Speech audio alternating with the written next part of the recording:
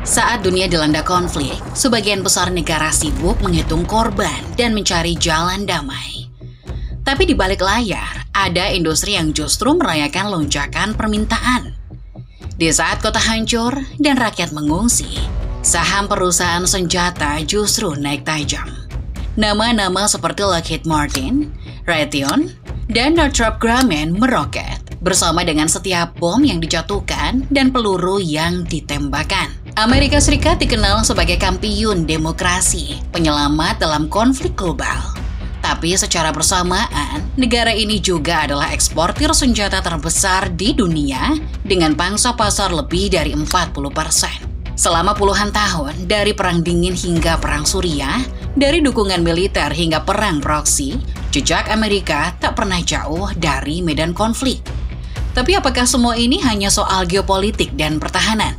Atau ada kepentingan lain yang lebih gelap, lebih dalam, yang jarang dibahas di media arus utama? Apakah mungkin konflik bukan sesuatu yang ingin dihindari, tapi justru dirawat karena perang adalah bisnis yang menguntungkan? Inilah investigasi lengkapnya.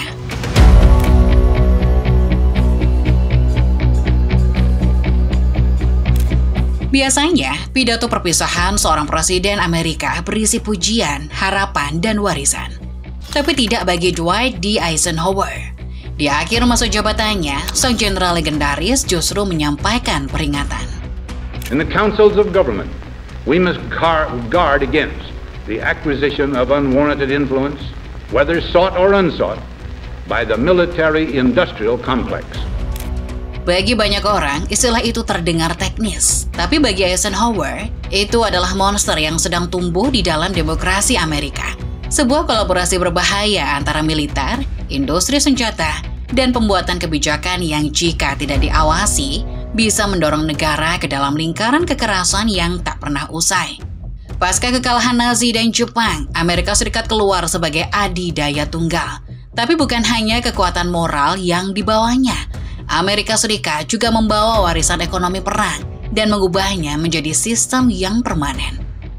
Tahun 1959, meskipun tak sedang terlibat dalam perang besar, pengeluaran militer Amerika tetap menyerap sekitar 10% dari total anggaran federal. Angka ini terlihat rendah jika dibandingkan masa Perang Dunia. Tapi jika kita lihat bahwa ini terjadi saat masa damai, tanpa pertempuran aktif, maka ini adalah lonceng tanda bahaya. Militarisme telah menjadi struktur permanen dalam keuangan negara. Era ini ditandai oleh ketegangan Perang Dingin, perlombaan senjata nuklir, ekspansi pangkalan militer global, dan pertumbuhan industri pertahanan dalam negeri. Sistem yang sebelumnya dibangun untuk menang perang, kini dipertahankan untuk bersiaga sepanjang waktu. Raksasa-raksasa industri seperti Lockheed, Northrop, General Dynamics, dan Boeing tak hanya merakit pesawat tempur dan rudal. Mereka mulai menyuplai ide, menyusun proposal kebijakan, bahkan menempatkan ex-jenderal sebagai eksekutifnya. Politik dan bisnis mulai menyatu dalam semangat perang yang tak pernah selesai. Dalam buku The Iron Triangle 1990, Gordon Adam menyebut struktur ini sebagai segitiga besi relasi timbal balik antara industri militer, lembaga pertahanan, dan parlemen. Satu pihak butuh proyek, satu pihak butuh anggaran, dan satu lagi butuh kampanye politik. Selama Amerika memiliki musuh, bisnis tetap berjalan. Dan ketika musuh tidak ada, musuh bisa diciptakan. Ketakutan bukan lagi efek samping dari perang, melainkan komoditas. Disuntikan melalui media, dilegitimasi oleh Kongres, dan diolah menjadi kontrak bernilai miliaran dolar.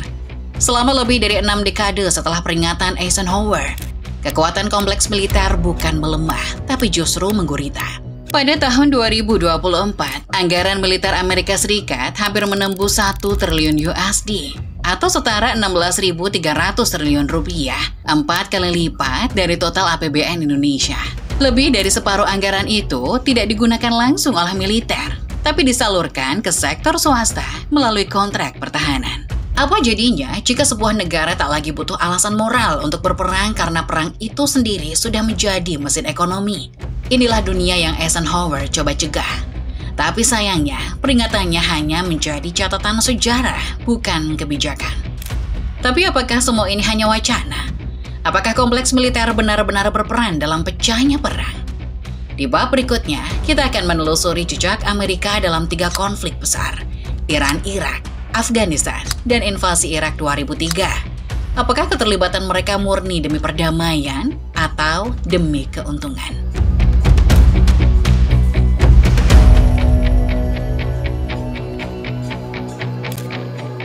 Jika peringatan Eisenhower adalah awal teori, maka 3 perang ini adalah bukti paling nyata. Banyak yang mengira perang hanyalah akibat bentrokan ideologi, tapi sejarah menunjukkan konflik yang paling lama justru yang paling menguntungkan. Dari perang Iran-Irak yang kelam, invasi Afghanistan tanpa ujung, hingga perang Irak 2003 yang penuh manipulasi, jejak Amerika selalu terlihat. Namun di balik itu, ada satu benang merah, bisnis senjata dan kontrak perang. 8 tahun konflik antara Iran dan Irak menewaskan lebih dari 500 juta orang. Tapi yang jarang disebut adalah bagaimana Amerika yang mengklaim netral justru memainkan 2 sisi. Kepada Irak, Washington mengirim dukungan intelijen senilai lebih dari 200 juta dolar. Kepada Iran, mereka menjual senjata secara rahasia melalui jaringan gelap yang belakangan disebut Iran-Contra Scandal. Totalnya sekitar 30 juta dolar. Hasilnya digunakan untuk mendanai kelompok kontra-revolusioner di Nicaragua.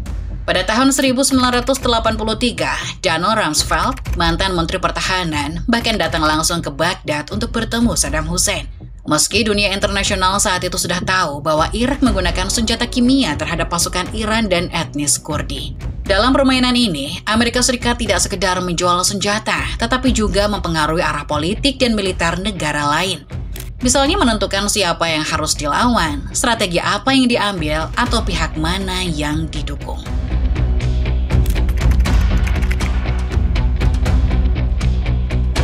Tahun 1979, ketika Soviet menginvasi Afghanistan, Amerika tak mengirim pasukan, mereka mengirim uang.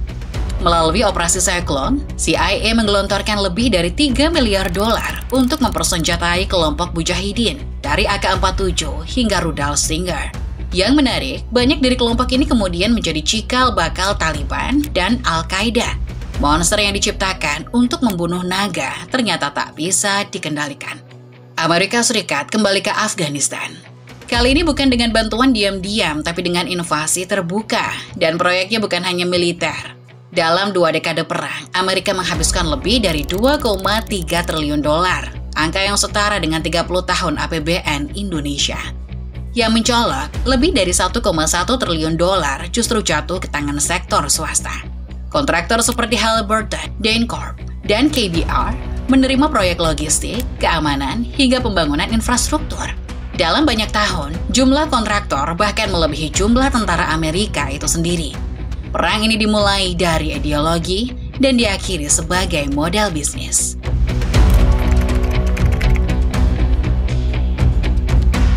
Maret 2003, Amerika menginvasi Irak dengan dalih senjata pemusnah massal. Tapi setelah 461.000 nyawa melayang, senjata itu tidak pernah ditemukan.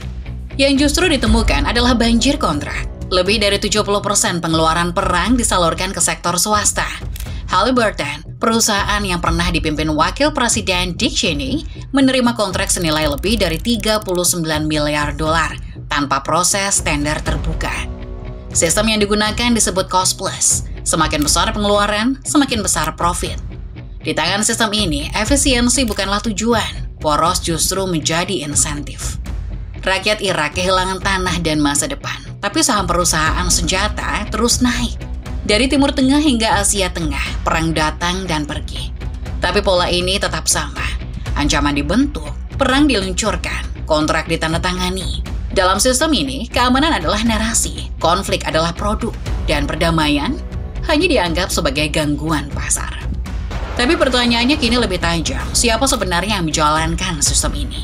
Siapa yang menentukan negara mana yang akan diguncang berikutnya? Dan bagaimana mereka mempertahankan pengaruhnya selama puluhan tahun di jantung kekuasaan?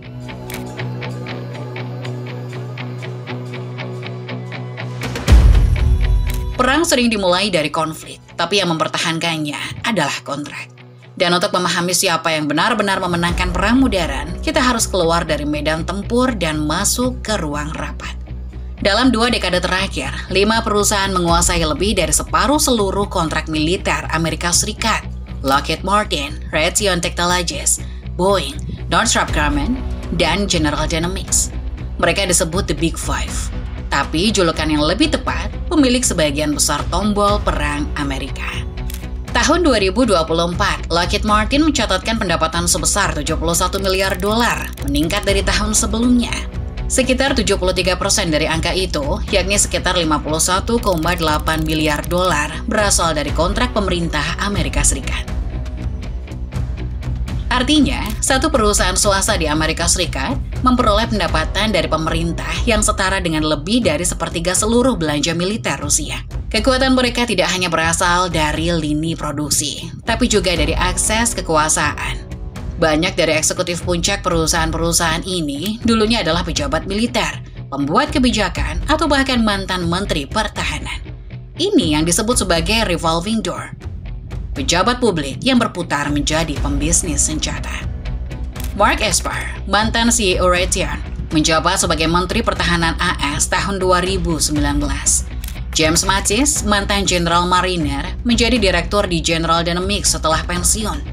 William Lin, mantan Wakil Menhan Amerika Serikat, menjadi CEO Leonardo DRS. Mereka yang dulu menandatangani kontrak, kini menikmati keuntungannya.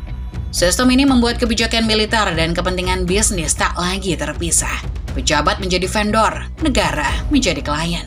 Untuk menjaga agar mesin tetap berjalan, industri senjata menjadi salah satu pelobi terbesar di Washington. Pada tahun 2024, mereka menghabiskan lebih dari 149 juta dolar untuk mempengaruhi kebijakan di Capitol Hill, naik lebih dari 2 kali lipat dari tahun sebelumnya. Dana itu disalurkan ke banyak cara, dari pelobi resmi hingga kontribusi kampanye politik. Senator James Inhofe misalnya, selama 2 dekade duduk di Komite Angkatan Bersenjata sambil menerima donasi dari Boeing, Northrop, dan Raytheon secara terbuka dan tanpa sanksi.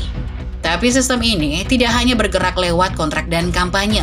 Ada satu aktor lagi yang jarang terlihat namun sangat berpengaruh, lembaga think tank. Think tank adalah semacam pabrik ide. Mereka menyusun laporan, memberi saran kebijakan, menggelar seminar, dan membentuk opini publik. Di atas kertas mereka tampak seperti lembaga riset, tapi dalam praktiknya mereka sering menjadi corong bagi agenda politik dan bisnis tertentu, terutama jika dana mereka berasal dari sektor yang berkepentingan. Di Amerika, beberapa think tank paling berpengaruh dalam isu pertahanan antara lain Rand Corporation, CSIS, dan Atlantic Council. Ketiganya memiliki hubungan finansial yang erat dengan kontraktor senjata, pemerintah Amerika Serikat, bahkan pemerintah asing. Dari luar, ini tampak seperti kerja intelektual, tapi di dalamnya ini adalah kerja pencitraan. Karena jika tidak ada musuh, tak ada justifikasi untuk anggaran militer triliunan dolar.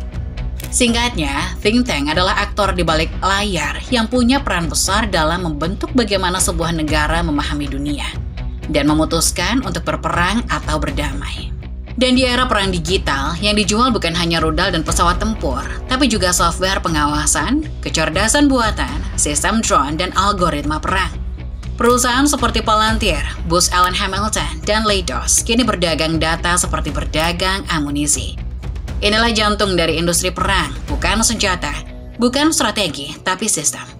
Sistem yang mengaburkan batas antara kepentingan negara dan keuntungan korporasi. Di dunia ini, perang bukan hanya alat, tapi pasar. Dan perdamaian hanya dianggap sebagai gangguan terhadap pertumbuhan. Jika sistem ini begitu kuat, bagaimana nasib negara-negara lain? Apakah mereka pemain atau hanya papan catur? Apakah mereka sekutu atau sekedar pasar?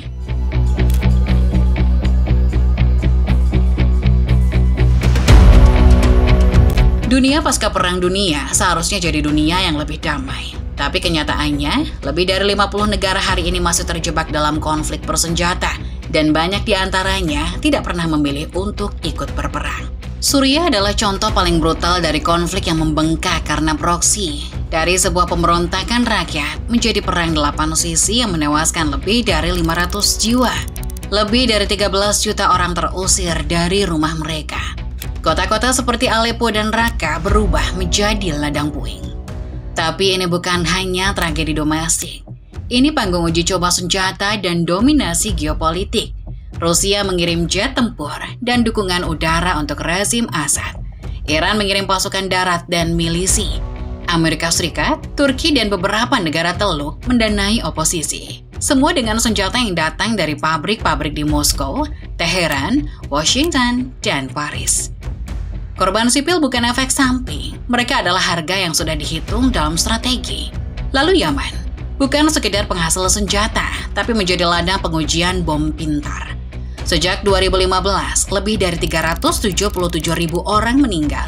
Sebagian besar bukan karena peluru, tapi karena kolera, kelaparan, dan kehancuran infrastruktur. Koalisi pimpinan Arab Saudi memimpin serangan udara, tapi pesawat dan rudal mereka buatan siapa? Pada tahun 2022 saja, Inggris menjual senjata senilai 1,1 miliar pound sterling ke Arab Saudi, termasuk 964 juta pound sterling untuk rudal dan komponennya. Sejak perang dimulai, total ekspor militer Inggris ke Saudi telah melampaui 8,2 miliar pounds. Di sisi lain, Amerika Serikat mencatat penjualan senjata ke Saudi sebesar lebih dari 64 miliar dolar hanya dalam 5 tahun pertama konflik. Setiap serangan udara mungkin punya alasan strategis, tapi tak satupun bayi yang mati kelaparan bisa mengerti strategi itu. Lalu di Afrika, benua dengan luka yang terus dibuka. Lebih dari 20 konflik bersenjata aktif terjadi saat ini, mulai dari Republik Demokratik Kongo hingga Sahel Barat. Tapi hampir semua peluru yang ditembakkan di sana dibuat jauh dari benua itu sendiri. Senjata ringan seperti AK-47, granat, senapan mesin mengalir dari pasar gelap Eropa Timur dan Asia Tengah. Sementara perusahaan bayangan dari Rusia, Prancis, dan bahkan Israel dilaporkan mengirim drone, sistem komunikasi, hingga pelatihan tempur ke kelompok bersenjata. Konflik yang dulunya soal etnis atau sumber daya, kini berubah menjadi rantai pasok. Selama ada pembeli, perang bisa diperpanjang, bahkan didesain ulang. Tidak semua negara bersenjata sedang berperang, tapi banyak yang takut perang akan datang. Negara-negara seperti Taiwan, Jepang, Korea Selatan, Australia, dan Filipina meningkatkan anggaran militer mereka setiap tahun, bahkan tanpa invasi langsung. Tahun 2025, Singapura menaikkan anggaran pertahanan sebesar 12,4%. Filipina memperbesar belanja militer lebih dari 12% dan mempercepat pengadaan kendaraan lapis baja dari Korea Selatan. Sementara Australia mempercepat pembelian rudal anti kapal jarak jauh, semuanya karena ketegangan kawasan. Hari ini, ketakutan adalah komoditas global. Ia dijual lewat analisis intelijen, headline media, dan seminar keamanan. Dan siapa yang paling untung dari ketakutan? Mereka yang menjual perlindungan.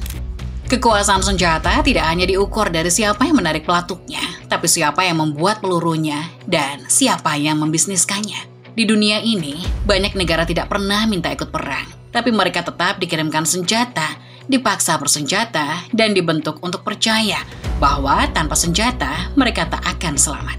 Tapi jika sistem ini begitu kuat dan untung dari kekacauan, apa yang terjadi jika dunia benar-benar damai? Siapa yang akan bangkrut? Siapa yang takut jika peluru berhenti ditembakkan?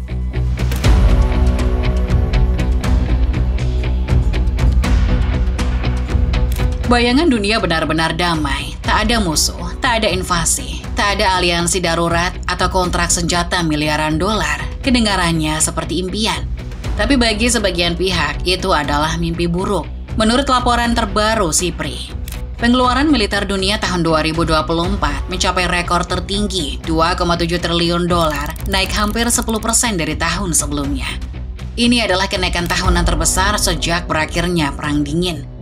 Angka ini bukan hasil dari perang global, tapi dari sistem yang hidup dari ketegangan permanen. Ketegangan yang dijaga, diproduksi, dan dipasarkan. Perusahaan seperti Lockheed Martin, Raytheon, dan Buy System bukan sekedar produsen senjata. Mereka adalah korporasi publik, dan korporasi publik hidup dari pertumbuhan. Jika tak ada perang, maka ancaman harus diciptakan. Ketika Uni Soviet runtuh, dunia berharap militerisme mereda, tapi Amerika Serikat justru memperluas jaringan pangkalan militer, memperbarui doktrin intervensi, dan terus mencari musuh baru. Dalam bukunya The New American Militarism, Andrew Bekovich menyebutkan bahwa perang telah berhenti menjadi opsi terakhir dan berubah menjadi kebiasaan. Ia menulis, "Militarism has embedded itself into our culture and politics. War has become normalized." Hari ini, isu keamanan bukan untuk mencegah konflik, tapi menjadi lisensi permanen untuk membiayai mesin perang. Lebih dari 3 juta pekerjaan di Amerika Serikat bergantung langsung pada industri pertahanan. Mulai dari perakit rudal hingga desainer software simulasi tempur. Kontrak senjata bukan hanya tentang keamanan nasional, tapi juga tentang stabilitas ekonomi domestik. Ketika satu proyek batal, daerah pemilihan terguncang. Ketika anggaran ditunda, suara pemilih ikut bergeser. Tapi industri ini tidak hanya hidup dari kebijakan, ia hidup dari budaya. Dari kecil, kita dicekoki narasi. Dunia berbahaya, damai itu rapuh, dan kekuatan militer adalah solusi tertinggi. Film, game, berita, hingga pelajaran sejarah, semuanya ikut membentuk cara berpikir kolektif bahwa siapa yang takut, dia yang aman. Dalam jangka panjang, ini bukan hanya menciptakan pasar, tapi menciptakan generasi yang tidak bisa membayangkan dunia tanpa perang. Di dunia yang normal, damai seharusnya jadi tujuan. Tapi dalam sistem ini, damai adalah ancaman. Karena jika semua negara damai, siapa yang akan membeli senjata? Perang tak lagi sekedar konflik, ia adalah industri, dan ketakutan adalah produknya. Tapi jika sistem ini begitu kuat, adakah yang berani menantangnya? Adakah yang mencoba melawan meski tanpa senjata?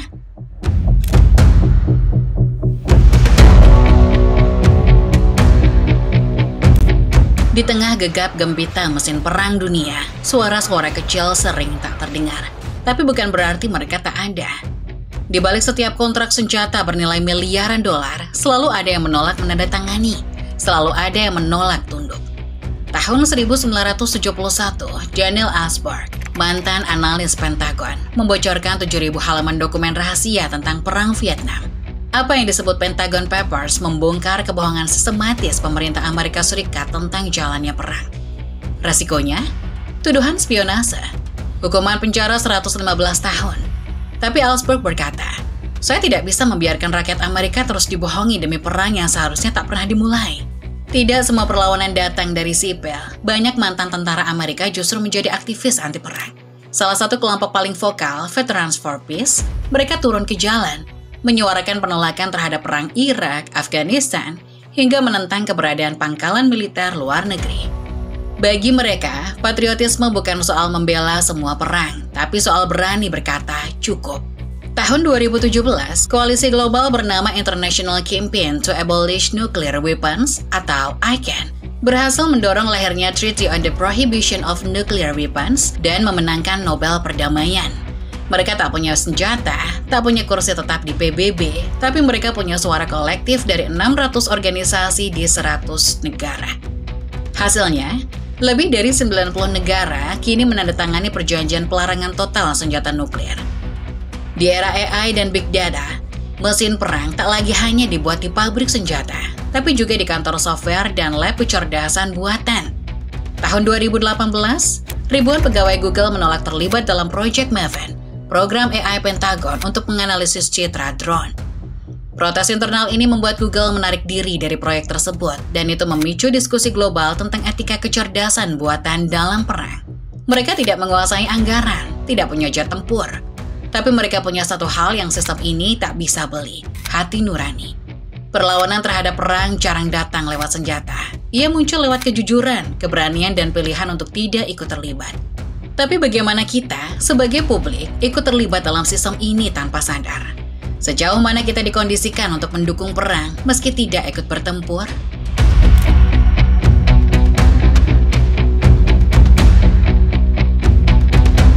Tidak semua orang memproduksi senjata, tidak semua orang duduk di kursi parlemen, tapi dalam sistem ini hampir semua orang ikut menopang mesin perang.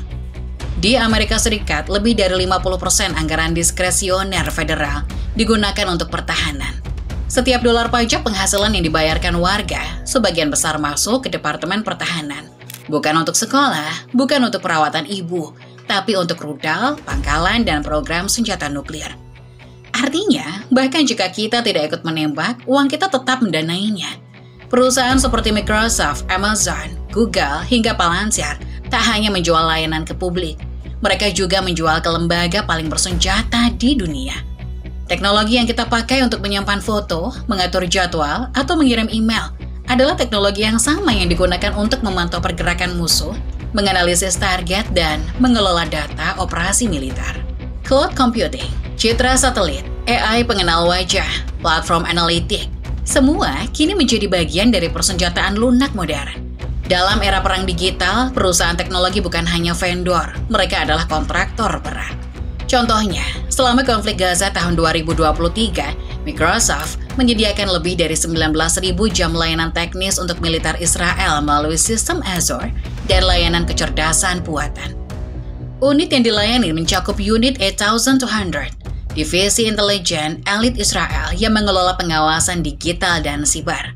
Kontrak tersebut bernilai lebih dari 10 juta dolar, tapi yang tidak disebut dalam laporan keuangan adalah layanan itu membantu koordinasi serangan, membantu pengambilan keputusan militer, dan dampaknya jatuh pada warga sipil. Hari ini, kita mungkin menggunakan Microsoft Word untuk menulis puisi, tapi di waktu yang sama, server yang sama mungkin sedang memproses data intelijen untuk serangan drone. Inilah dunia di mana satu teknologi bisa memfasilitasi dua realitas, yang sipil dan yang mematikan. Dan itulah paradoks kita sebagai konsumen modern. Kita tidak perlu menandatangani kontrak militer, cukup klik accept terms dan conditions, dan perlahan kita ikut menjadi bagian dari sistem. Kita mungkin merasa bebas memilih layanan digital, tapi tanpa sadar kita juga sedang menyerap narasi yang sama, lewat hiburan, film, dan game yang kita konsumsi. Karena dukungan terhadap perang hari ini bukan hanya soal uang, tapi juga soal imajinasi kolektif. Siapa yang kita anggap pahlawan, siapa yang kita anggap musuh. Hollywood tidak netral. Sejak Perang Dunia Kedua, militer Amerika Serikat aktif terlibat dalam pengawasan naskah film dan serial. Jet tempur, pangkalan militer, dan peralatan canggih hanya bisa digunakan jika skenario menggambarkan militer secara positif. Film seperti Top Gun dan Transformers bukan sekedar hiburan. Mereka adalah kampanye rekrutmen tidak langsung. Mereka menanam ide, militer sama dengan pahlawan, perang sama dengan solusi. Dan di atas semua itu, diam adalah bentuk dukungan yang paling nyaman. Kita tidak diminta untuk ikut berperang, kita hanya diminta untuk tidak peduli, tidak bertanya, tidak menolak, dan itu sudah cukup untuk membuat sistem ini terus berjalan. Perang hari ini tidak hanya terjadi di garis depan, tapi di inbox kita, di kebiasaan belanja kita, di tontonan kita, bahkan di hal yang tidak kita lakukan. Dan karena itu, perubahan tidak cukup hanya dengan menolak perang. Kita juga harus sadar bagaimana kita selama ini ikut membiayainya. Jika sistem ini sudah begitu dalam menembus kehidupan sehari-hari, lalu bisakah kita keluar darinya? Apa bentuk perlawanan yang masih masuk akal di dunia seperti ini?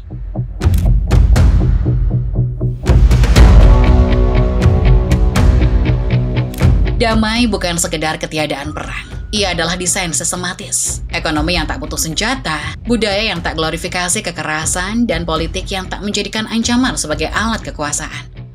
Ada negara yang berhasil, contohnya Costa Rica. Sejak memubarkan militernya pada 1948, negara ini mengalihkan anggaran pertahanan ke pendidikan, kesehatan, dan konservasi alam. Hasilnya, tingkat literasi tinggi, pariwisata tumbuh, dan mereka tetap utuh tanpa angkatan bersenjata. Laporan Why Civil Resistance Works, Chenoweth and Stephen 2011 menunjukkan bahwa gerakan tanpa kekerasan 2 kali lebih efektif dibanding perlawanan bersenjata dalam menggulingkan rezim otoriter. Dari revolusi damai di Serbia tahun 2000, referendum demokratis di Chile 1988, hingga protes rakyat Sudan 2019, perubahan besar seringkali datang dari massa yang tak bersenjata. Artinya, kekuatan kolektif sipil bukan sekedar moral, ia juga strategis.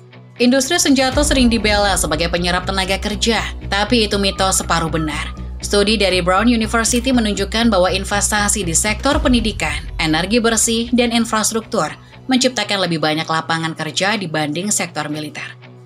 Artinya, kita bisa mengganti kontrak perang dengan kontrak pembangunan, tanpa kehilangan efisiensi ekonomi.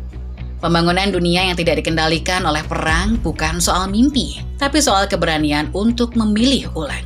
Selama kita percaya bahwa perang adalah takdir manusia, maka para pemilik senjata akan selalu punya pasar.